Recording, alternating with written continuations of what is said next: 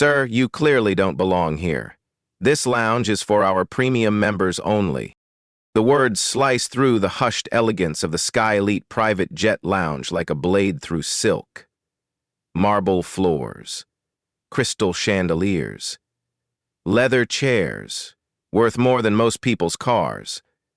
But right now, all that luxury means nothing.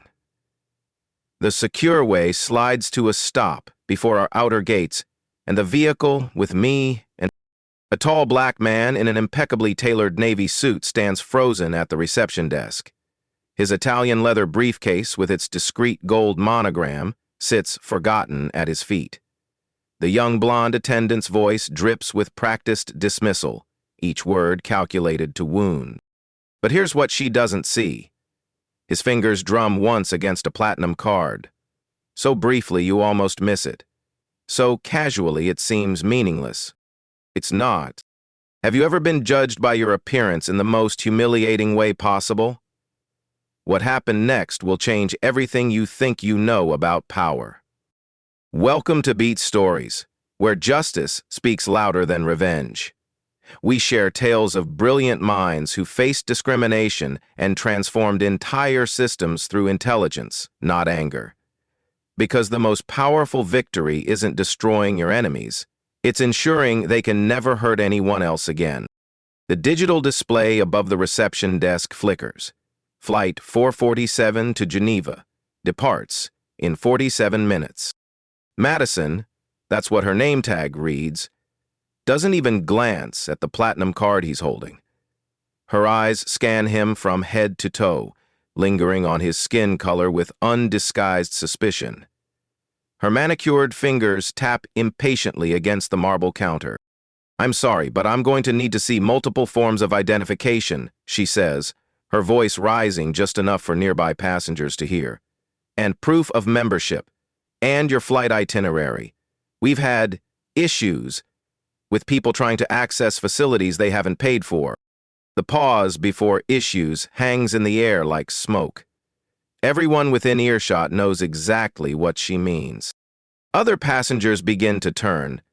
A middle-aged white woman in Chanel whispers to her companion, her voice carrying just enough to be overheard. "Security should handle this quickly." Two men in golf attire chuckle behind their whiskey glasses. One mutters something about frequent flyer miles versus frequent lying. They think they're clever. A young mother pulls her child closer, as if proximity to this situation might somehow contaminate her precious offspring.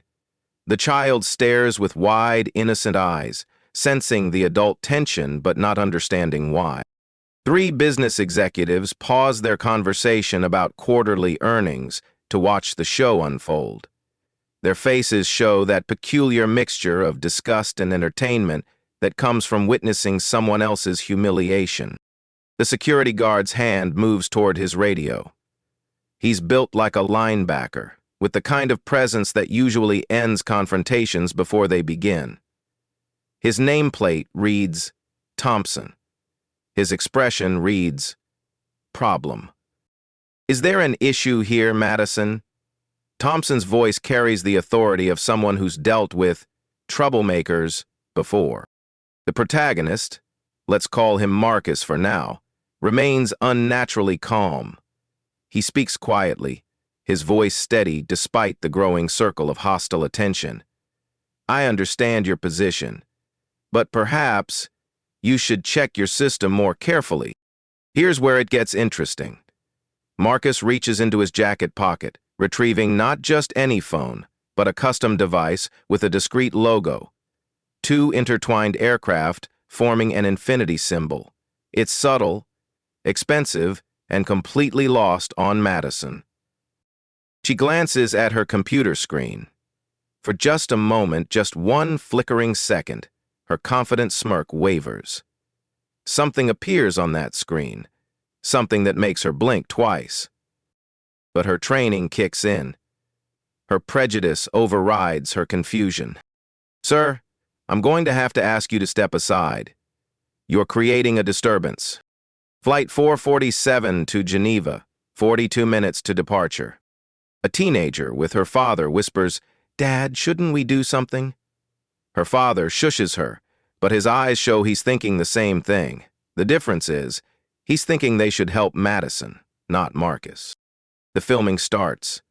Phones emerge from purses like weapons. The modern-day pillory has gone digital. Someone's TikTok is about to go viral, and Marcus is about to become either a victim or a villain, depending on how this plays out. Madison's voice grows louder, more confident with each passing second. "Security, this gentleman is refusing to comply with our standard verification procedures." But Marcus doesn't argue. He doesn't raise his voice. He doesn't even look frustrated. Instead, he simply says, "I'd like to speak with your regional director." Madison and Thompson exchange glances. It's a split-second look, but it says everything. Why would someone being escorted out ask for the regional director? What kind of person even knows there is a regional director? "The regional director doesn't handle these types of situations," Madison says, but her voice lacks its earlier conviction. Marcus nods slowly. "Gerald Hoffman. Tell him Marcus is here." Another flicker across Madison's face. Recognition? Fear? She tries to hide it, but it's there. "Sir, I don't know who you think you are, but—" "I know exactly who I am," Marcus interrupts, his voice still quiet, but now carrying an edge that makes Thompson's hand pause halfway to his radio. "The question is, do you?" The Chanel woman's voice rises above the murmur. "Just call the police. This is ridiculous." Her companion nods vigorously. "In our day, people knew their place." A businessman in a $1,000 suit shakes his head in disgust. This is exactly what's wrong with society. No respect for private property. The young mother pulls out her phone, not to film, but to shield her child from what she assumes will be an inevitable arrest. She's already composing the social media post in her head. "Had to witness a disturbing incident today. So grateful for security." 3 more passengers have joined the growing semicircle. The entertainment value is too good to pass up. Someone's about to be humiliated, and it's not going to be them. Flight 447 to Geneva, 38 minutes to departure. Madison's fingers fly across her keyboard. Whatever she's looking at on her screen is making her more nervous by the second. But she's gone too far to back down now. The crowd is watching. Her authority is on the line. "Sir, I'm giving you 30 seconds to produce valid documentation or leave the premises. We have zero tolerance for this kind of confusion." There's that pause again, that loaded silence that says everything and nothing. Thompson steps closer, his massive frame casting a shadow over Marcus. "You heard the lady. Time to go." But Marcus doesn't move. He doesn't argue. He doesn't even look concerned. He simply presses a single button on his custom device. And everything changes. Heavy footsteps echo across the marble floor. Gerald Hoffman emerges from the back office, like a king surveying his domain. At 55, he carries himself with the swagger of old money and older prejudices. His silver hair is perfectly styled, his suit costs more than most people's cars, and his smile holds all the warmth of a corporate lawsuit. "Madison, what seems to be the problem with this gentleman?" The pause before gentleman drips with condescension. He doesn't even look at Marcus directly, just studies him like a specimen under glass. Thompson straightens up, clearly relieved that management has arrived to handle the situation. The crowd of onlookers shifts closer, sensing the drama is about to reach its climax. Flight 447 to Geneva, 35 minutes to departure. Gerald's voice carries the kind of authority that comes from never being challenged. "Sir, I understand there's been some confusion about your eligibility to access our premium facilities." He gestured broadly at the opulent lounge. "This is a private club. Membership is strictly controlled. We have standards to maintain."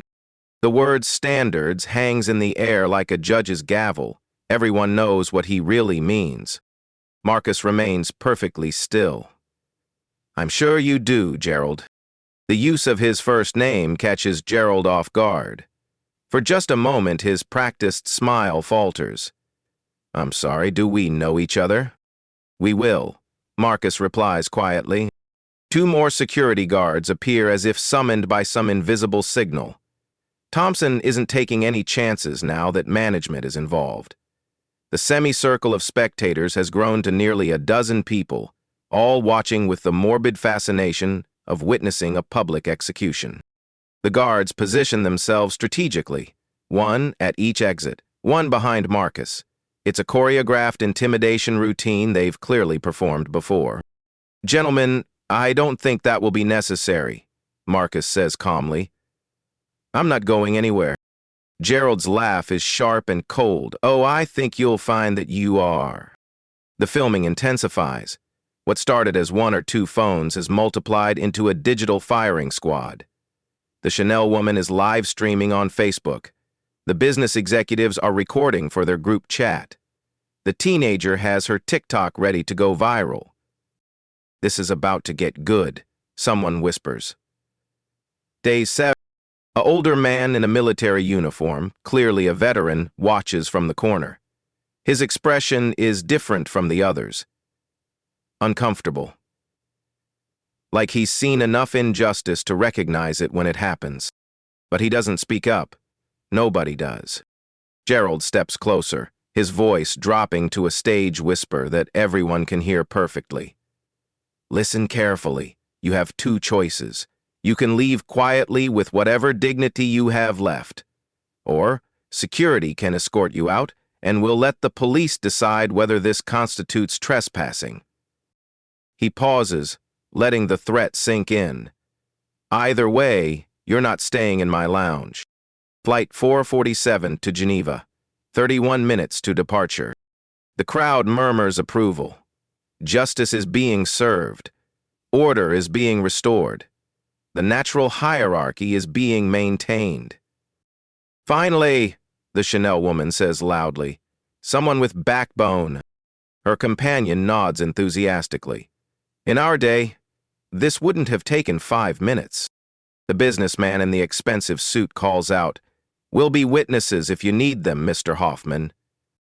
Gerald smiles and nods acknowledgement. He's playing to his audience now, feeding off their approval like a performer on stage. The young mother has her phone out, but she's not filming. She's texting her husband. Crazy scene at the airport. Security removing some guy who tried to sneak into first-class lounge. So entitled. The military veteran shifts uncomfortably. His weathered face shows the internal struggle of someone who's sworn an oath to protect and defend, watching injustice unfold in real time. His wife touches his arm. "Don't," she whispers. "It's not our business." But his eyes meet Marcus's for just a moment. There's recognition there. Not of the person, but of the situation. He's seen this before, in different forms, in different places. Still, he stayed silent. Flight 447 to Geneva, 28 minutes to departure. Gerald checks his gold Rolex with theatrical precision. Time's up. Thompson, please escort this gentleman from the premises. Thompson steps forward, his massive frame blocking Marcus's path to the exit. Come on, pal. Don't make this harder than it needs to be. The crowd holds its collective breath. This is the moment, the climax, the resolution they've all been waiting for. Phones are raised, fingers hover over share buttons. Tomorrow's social media content is being created in real time. But Marcus doesn't move. He doesn't resist. He doesn't argue or plead or threaten legal action like most people would. Instead, he looks directly at Gerald for the first time. Before your security team makes a mistake they'll regret, I need to ask you something important. Gerald's eyebrows raise mockingly. Oh, this should be good. What's your question, sir? Marcus's voice remains perfectly calm. How well do you know your company's organizational chart? It's such an odd question that it catches everyone off guard. Gerald actually laughs. My company's organizational chart? What kind of game are you playing? No game, Marcus replies. Just curious if you know who signs your paychecks. Something flickers across Gerald's face. It's subtle, just a tightening around his eyes, but it's there. Madison catches it too. Her fingers, which had been poised confidently over her keyboard, suddenly freeze. What are you talking about? What stops this person from bursting into the conversation? Something really awful has happened in a conversation. Marcus reaches into his jacket pocket again, retrieving that custom device with the aircraft infinity symbol. This time, he doesn't hide it. He holds it up for everyone to see. I'm talking about SkyElite Aviation Holdings, Marcus says quietly. Parent company of SkyElite Private Jet Services, which owns this lounge, which employs you. The crowd starts to murmur. This isn't going the way they expected. Gerald's face goes pale. Madison's hands start to shake. Thompson's confidence evaporates like morning mist. That's impossible, Gerald whispers, but his voice lacks conviction. Marcus presses a single button on his device. Every screen in the lounge, departure boards, personal tablets, the massive wall display, begins to flicker. The crowd turns to look at the screens. The filming continues, but the tone has shifted. Confusion replaces confidence. Uncertainty replaces bloodlust. Flight 447 to Geneva, 25 minutes to departure. But nobody's thinking about Geneva anymore. They're all staring at the screens, waiting to see what happens next. Because suddenly, nobody knows who's really in charge. Every screen in the SkyElite Private Jet Lounge transforms simultaneously. The departure boards, the wall-mounted displays, even the tablets passengers are holding. Everything flickers once, then displays the same image. The SkyElite Aviation Holdings logo fills every screen. Bold, unmistakable, commanding. Then a voice echoes through the lounge's premium sound system. Calm, authoritative, devastatingly familiar. Ladies and gentlemen, this is Marcus Wellington, Chief Executive Officer and majority shareholder of SkyElite Aviation Holdings. Time stops. Gerald's face drains of color so completely he looks like he's seen a ghost. His mouth opens, but no sound emerges. His perfectly styled silver hair suddenly seems ridiculous, like a costume that no longer fits. Madison's fingers freeze over her keyboard. Her confident smirk melts into something approaching terror. The platinum card Marcus had been holding, the one she'd dismissed without a glance, suddenly feels like evidence of her own destruction. Thompson, all 250 pounds of security muscle, actually takes a step backward. His hand, which had been reaching for Marcus's arm, falls to his side like dead weight. The filming passengers' phones waver in their hands. Their righteous indignation transforms into horrified realization. Tomorrow's viral content just became tonight's career suicide. Marcus's voice continues through the speakers, each word landing like a precision strike. SkyElite Aviation Holdings operates with $2,300,000,000 in annual revenue. We maintain a fleet of 347 aircraft across 6 continents. We employ over 15,000 people worldwide. We operate 89 private jet lounges, including this one. I am the owner, Judge, Royal Owner MJ of Anjay. The numbers hang in the air like accusations. I built this company from nothing. Every plane in our fleet, every lounge you're standing in, every leather chair, every crystal chandelier, every marble tile beneath your feet, I own it all. Gerald finds his voice, but it comes out as a croak. That's impossible. Marcus turns to face him directly for the first time. Is it, Gerald? Tell me, How is Sarah doing these days? Gerald's face goes from pale to green. Sarah? Sarah Wellington Hoffman, your ex-wife's daughter. My stepdaughter. Marcus's voice remains perfectly calm, but there's steel underneath now. The same Sarah you've been harassing in family court for the past 8 months. The crowd starts to murmur. This isn't just about discrimination anymore. This is personal. You remember Sarah, don't you, Gerald?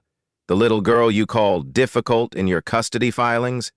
The same child you claimed would be better off away from her mother's poor influences. Marcus pulls out a tablet. Not the custom device, but a standard iPad that suddenly seems loaded with purpose. Would you like to see the documentation, Gerald? Or should I share it with everyone here? He swipes across the screen. Discrimination incidents across SkyElite properties. 847 documented cases in the past 18 months. Legal settlements paid out. $12,700,000, 0 cents. Stock price impact. Negative 0.3% per major incident. The business executives in the crowd suddenly look very uncomfortable. Those are the kind of numbers that end careers. Gerald, your region accounts for 23% of those incidents. Your management style has cost this company $2,900,000, 0 cents, in settlements alone. Marcus holds up his custom device again. This isn't just a phone. It's connected directly to our security system, our customer database, and our incident reporting network. Every interaction in this lounge has been recorded from 12 different angles. He pauses, letting that sink in, including the past 15 minutes. Madison starts to hyperventilate. Thompson looks around desperately, as if searching for an exit that doesn't exist. Every word spoken, every discriminatory glance, every moment of deliberate humiliation, it's all documented. Gerald, I assume you remember the employment contract you signed when you became regional director? Marcus's voice takes on the tone of a professor delivering a lecture. Section 15.7 specifically addresses gross misconduct resulting in discrimination claims.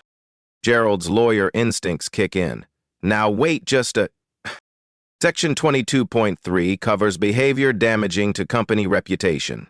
And Section 31.1, Marcus pauses for effect. Section 31.1 provides for immediate termination for cause, with forfeiture of all benefits. The crowd has gone completely silent. Even the departure announcements seem muted. For cause, Gerald, that means no severance package, no pension benefits, no golden parachute, nothing. Marcus gestures to the crowd that had been so eager to see him removed. Ladies and gentlemen, I want to thank you for your participation in today's documentation. Your filmed reactions will be invaluable for our legal proceedings. The phones that had been recording his humiliation suddenly feel like weapons pointed the wrong direction. The woman in Chanel. Your Facebook live stream captured excellent audio of your commentary about standards and knowing your place. Very helpful for our discrimination lawsuit. The Chanel woman's face goes white. Her husband starts frantically trying to delete the live stream. The gentleman discussing frequent lying. Your group chat messages are time-stamped and geotagged. Our legal team appreciates the detailed evidence trail. Marcus's attention turns to the veteran who had been watching from the corner. Sir, I notice your discomfort throughout this incident. You served our country? The veteran nods slowly.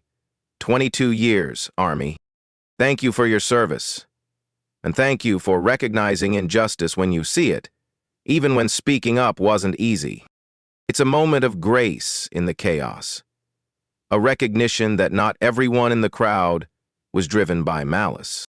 This isn't just about today's incident, Marcus continues, his voice carrying throughout the now silent lounge. This is about patterns, systems, cultures that allow discrimination to flourish. He taps his tablet again. Effective immediately, every SkyElite employee will carry a device similar to this one.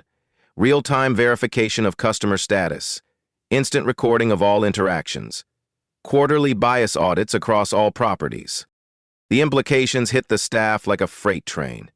No more hiding behind policy. No more subjective judgments. No more discrimination disguised as standards. Marcus steps closer to Gerald, his voice dropping to a conversational tone that somehow carries more weight than any shout could. Gerald, you made this personal when you went after my family. You made it systematic when you created a culture where people like Madison felt empowered to judge human worth by skin color. Gerald tries one last desperate play. Now see here, you can't just... I can't what, Gerald? Fire you? I own the company. Pursue legal action? I have 12 camera angles of documentation. Destroy your reputation? You've done that yourself. Flight 447 to Geneva, 15 minutes to departure. Marcus checks his watch. Not a Rolex, like Gerald's, but something simpler, more substantial. My flight to Geneva. Board meeting tomorrow morning. The European expansion we've been planning for 3 years. He looks around the lounge one final time. 15 minutes to decide whether SkyElite moves forward with leadership that reflects our values or whether we clean house completely. The choice isn't really a choice at all. Everyone in the lounge knows it. Gerald knows it. Madison knows it. Even Thompson knows it. The man they'd tried to humiliate doesn't just have power. He is the power. And now, the reckoning begins. Marcus doesn't ask anyone to follow him to the adjacent executive conference room. His presence simply commands it. Gerald trails behind like a condemned man walking to his execution. Madison's legs barely carry her forward. Thompson hovers uncertainly at the threshold. The crowd of passengers remains frozen in the main lounge, their phones still recording, but now they're documenting their own destruction rather than someone else's humiliation. The conference room is a temple to corporate power. Floor-to-ceiling windows overlook the tarmac where private jets wait like sleeping giants. The mahogany table could seat 20, but today it will host a tribunal of 1. Marcus takes his position at the head of the table.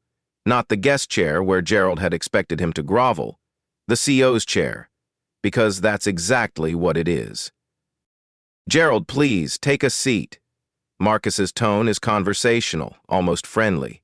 It's the most terrifying sound Gerald has ever heard. Marcus opens his tablet and projects the contents onto the room's massive wall display. Numbers begin filling the screen like evidence in a murder trial. Let's review your performance metrics, shall we? Regional performance data, Gerald Hoffman, Regional Director. Discrimination complaints, 203 in 18 months. It's over, Lisa. Legal settlements, $2,900,000, 0 cents. Customer satisfaction scores, 2.3 out of 5, company average, 4.1. Staff turnover rate, 47%, company average, 12%. Revenue impact from negative publicity, $1,990,000, 0 cents. Gerald's mouth opens and closes like a fish gasping for air. These aren't abstract numbers, Gerald. These represent real people, real harm, real damage to the company I built with my own hands. Marcus swipes to the next screen. Family court documents appear, each one a knife twist in Gerald's gut. Motion to restrict Sarah's access to her mother's family, Marcus reads from the document, claiming exposure to undesirable influences and inappropriate social circles. Gerald's voice finally emerges as a whisper. I was protecting her. From what, Gerald? From her black stepfather. From learning that families come in different colors. The words hang in the air like a judgment.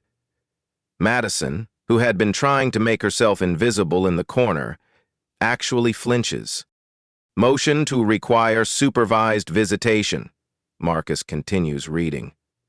Citing concerns about radical ideologies and anti-establishment attitudes. He looks up from the tablet. Anti-establishment. That's rich. Coming from someone who just tried to have the establishment's owner arrested for trespassing. Marcus pulls up another screen. This one shows a network diagram that looks like a spider web of corruption. Your management philosophy has infected this entire region, Gerald. Let me show you how. The diagram lights up with connections. Gerald to Madison, Madison to Thompson, Thompson to the other security guards, spreading outward like a virus through the organization. Every person you hired, every person you promoted, every person you trained. They all learned that discrimination was acceptable as long as it was subtle enough to avoid lawsuits. Training records. Lisa's awareness training completion rate 31%, company standard 100%. Diversity hiring metrics. Below targets for 23 consecutive months. Customer complaint resolution time 4.2 days, company standard, same day. You didn't just fail to prevent discrimination, Gerald. You institutionalized it. The next screen shows stock charts, revenue graphs, and market analysis that would make any CFO weep. SkyElite went public 3 years ago at $47.00 per share. Today we're trading at $73.00. That's a 55% increase, Gerald. Do you know what our projected value would be without the discrimination scandals? Gerald shakes his head numbly. $89.00 per share. Your management style has cost our shareholders $2,100,000,000 in lost market value.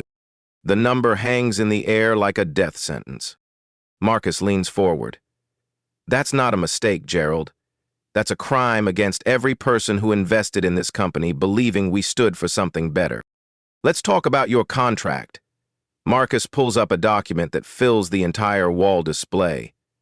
Section 15.7. Gross misconduct resulting in discrimination claims. He highlights the relevant text in red. Immediate termination for cause upon documented evidence of discriminatory behavior or policies that create hostile environment for customers or employees. Gerald's lawyer instincts make one last desperate attempt. You can't prove intent. I don't need to prove intent, Marcus interrupts. I need to prove impact. And I have 12 camera angles, 47 witnesses, and 18 months of documentation. The contract continues scrolling, each section another nail in Gerald's professional coffin. Section 22.3, behavior damaging to company reputation. Section 31.1, forfeiture of benefits for termination with cause. Section 44.7, non-compete clause activation upon misconduct termination. Marcus stands and walks to the window, looking out at the aircraft that represent his life's work. Do you know what the future looks like, Gerald? He doesn't wait for an answer.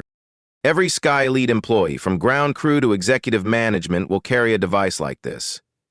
He holds up his custom phone. Real-time customer verification, instant incident reporting, artificial intelligence monitoring for bias indicators. The implications are staggering. No more hiding behind policy interpretations. No more subjective judgments about who belongs. Customers will have direct access to report discrimination through our app. Not to regional managers like you, Gerald. Directly to corporate headquarters. Directly to me. Marcus returns to his tablet, pulling up architectural plans and organizational charts. New hiring protocols emphasizing diversity and bias training. Customer service scripts that eliminate subjective judgment. Promotion requirements that include diversity metrics. Anonymous reporting systems for discrimination. The new standards. 40 hours mandatory bias training for all customer-facing staff. Quarterly sensitivity audits across all properties. Real-time customer feedback integration. AI-powered interaction monitoring. Zero-tolerance policy with immediate termination protocols.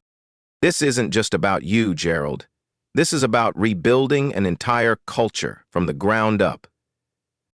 Within 6 months, every major luxury travel company will adopt similar protocols. Not because they want to, but because they'll have to compete with our new standards. Marcus projects market research data, showing competitor responses to SkyElite's initiatives. Discrimination complaints across the entire industry down 23% in regions where we've implemented these changes. Customer satisfaction up 31%. Revenue per customer up 18%. He looks directly at Gerald. Treating people with dignity isn't just morally right, Gerald. It's profitable. Marcus closes his tablet and looks around the conference room one last time. Gerald, you have 2 choices. Resign immediately with a severance package and a non-disclosure agreement, or be terminated for cause, with full documentation released to industry publications. Gerald's voice comes out as a whisper. What about my reputation? Your reputation was destroyed the moment you looked at me and decided I didn't belong in my own building. Marcus's voice carries the finality of a judge pronouncing sentence. The only question now is whether you leave quietly or whether your termination becomes a case study in every business school in America. Flight 447 to Geneva, 8 minutes to departure. Marcus checks his watch. I have a board meeting in Geneva where we'll be approving the European expansion. $500 million, 0 cents in new aircraft purchases. 2,000 new jobs. Markets in 12 countries. He stands, straightening his jacket. With or without you, Gerald, SkyElite moves forward. The only difference is whether you're remembered as someone who learned and grew, or someone who clung to prejudice until it destroyed him. The choice hangs in the air between them. But they both know there's really only one option. Gerald reaches for his resignation letter with shaking hands. The old SkyElite dies in that moment, and something better is born from its ashes. Gerald's resignation letter sits on the mahogany table like a death certificate. His signature, once bold and confident, trembles across the bottom of the page. 23 years with the company, gone in the time it takes to write his name. Your final day is today, Marcus states simply. Security will escort you to collect your personal items. Your company credit cards are already canceled. Your access badges have been deactivated. Gerald nods numbly. The fight has gone out of him completely. What about my pension? Forfeited under Section 31.1. You'll receive COBRA benefits for health insurance, nothing more. The man who had wielded power like a weapon 30 minutes ago now sits deflated, just another casualty of his own prejudice. DNPR. Madison hasn't said a word since entering the conference room. She's been calculating, desperately searching for an exit that doesn't exist. Madison? Marcus's voice cuts through her panic. You have a choice to make. She looks up with the desperation of someone drowning.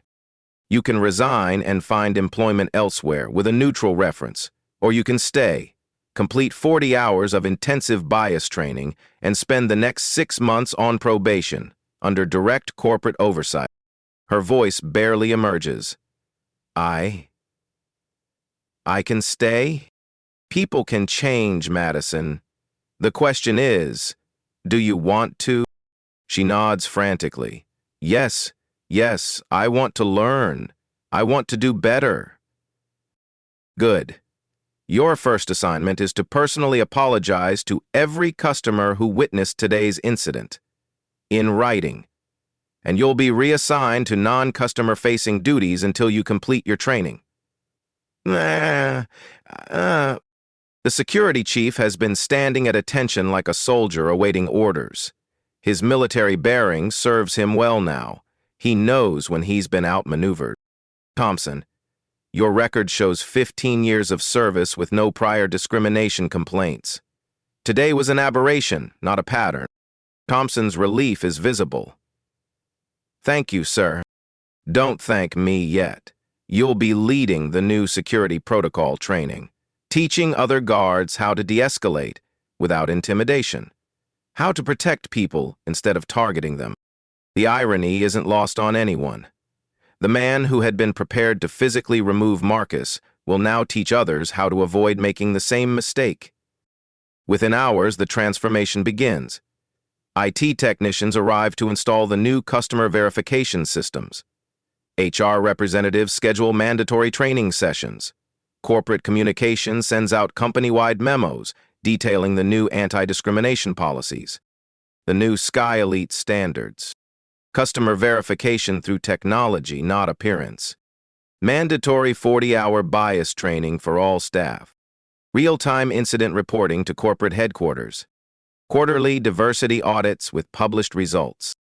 Anonymous discrimination reporting app for customers.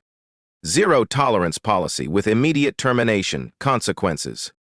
The changes ripple through the organization like stones thrown into still water. Word spreads quickly through social media, but not in the way anyone expected. The passengers who had filmed Marcus's humiliation find themselves in an uncomfortable spotlight. The Chanel woman's Facebook livestream goes viral, but as an example of complicit discrimination rather than justified enforcement. Her comments section fills with criticism. Her country club friends start distancing themselves. The business executives discover their group chat screenshots have been shared widely on LinkedIn. Their company's HR departments receive complaint calls. Professional reputations begin cracking under the weight of documented prejudice. But there are positive responses too. The military veteran posts his own video explaining what he witnessed and why he regrets staying silent. His honesty sparks conversations about moral courage and standing up for others. The new customer verification system launches across all SkyElite properties within 30 days. Customers scan a QR code upon entry. Staff devices instantly display membership status, special accommodations, and preferences. No more guessing, no more assumptions. No more opportunities for discrimination disguised as policy. Customer satisfaction scores begin climbing immediately. Wait times decrease. Complaints drop by 67% in the first month alone. The system also tracks staff interactions. AI algorithms identify potential bias indicators in real time. Managers receive alerts when discrimination patterns emerge, allowing for immediate intervention and correction. Other luxury travel companies watch SkyElite's transformation with a mixture of admiration and fear. Within 6 months, 23 competing companies adopt similar policies, not out of moral awakening, but out of competitive necessity. Industry-wide changes. Discrimination complaints down 54% across luxury travel sector. Customer confidence in premium services up 28%. Staff retention rates improve by 31%. Revenue per customer increases by 18%. The business case for dignity becomes undeniable. 3 months later, Sarah's custody hearing takes a dramatic turn. Gerald's documented discrimination at work becomes evidence of his character. The same man who claimed Marcus was an undesirable influence on his stepdaughter is revealed as someone who institutionalized prejudice in his professional life. The judge's ruling is swift and decisive. Sarah remains with her mother and Marcus. Gerald's visitation becomes supervised, with court-mandated bias counseling as a requirement for future custody considerations. Justice arrives not through revenge, but through the inexorable weight of documented truth. Madison completes her training and returns to customer service with a completely different perspective. She becomes one of SkyElite's most effective advocates for inclusive service, her personal transformation serving as proof that people can change when given proper education and accountability. Thompson develops a security protocol training program that gets adopted by airports nationwide. His military precision, now focused on protection rather than intimidation, becomes the gold standard for inclusive security practices. Even some of the passengers who witnessed the original incident reach out to apologize. Not all of them. Some double down on their prejudices, but enough to show that public accountability can spark private reflection. 6 months after the incident, SkyElite's stock price reaches an all-time high of $89.00 per share. The discrimination scandals are behind them. The new policies have eliminated liability while increasing customer loyalty. Marcus doesn't just win through power or money, he wins through demonstrating that treating people with dignity isn't just morally right, it's profitable. That inclusion isn't charity, it's smart business. The victory belongs not to revenge, but to reform. Not to destruction, but to transformation. And that makes it permanent. 6 months later, Marcus Wellington walks through the same SkyElite Private Jet Lounge where his world changed forever. But everything is different now. The marble floors still gleam, the crystal chandeliers still cast warm light. The leather chairs still cost more than most people's cars, but the atmosphere has transformed completely. Behind the reception desk stands a young black woman named Keisha. She greets every customer with genuine warmth, her tablet instantly displaying their preferences and accommodations. No assumptions, no judgments, just professional service, powered by technology and respect. Thompson nods respectfully as Marcus passes. The same security chief who once prepared to escort him out now oversees a team trained in de-escalation and inclusion. His monthly bias prevention workshops have become a model for the entire industry. Madison approaches from the customer service station. 6 months of intensive training have transformed her from the architect of humiliation into an advocate for inclusion. Her apology letters to the witnesses became a masterclass in accountability and growth. "Mr. Wellington," she says, her voice carrying genuine respect, "welcome back. Your usual table is ready, and I've arranged for your dietary preferences to be prepared fresh. It's not just professional courtesy, it's personal redemption, earned through months of hard work and genuine change." Marcus nods with approval. "Thank you, Madison. How are the new training protocols working?" "Incredibly well, sir. We've had 0 discrimination complaints in 4 months. Customer satisfaction is at an all-time high." A young black businessman enters behind Marcus. 6 months ago, this moment would have triggered suspicious glances and verification procedures. Today, he's greeted with the same warmth and professionalism as every other customer. He doesn't know Marcus's story. He doesn't need to. The systems work regardless of who's watching. That's the point. An elderly white couple sits nearby, chatting pleasantly with a Middle Eastern family about their travel plans. The artificial barriers that once divided the lounge have dissolved into genuine human connection. Children play together, while their parents conduct business calls. Different languages flow through conversations. Different cultures share the same space with mutual respect. This is what inclusion looks like in practice. On the wall-mounted display, a business news segment plays.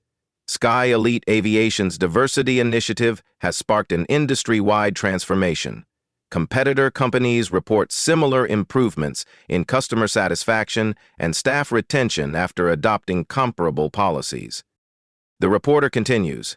Stock analysts now consider inclusive policies a key metric for evaluating luxury service companies.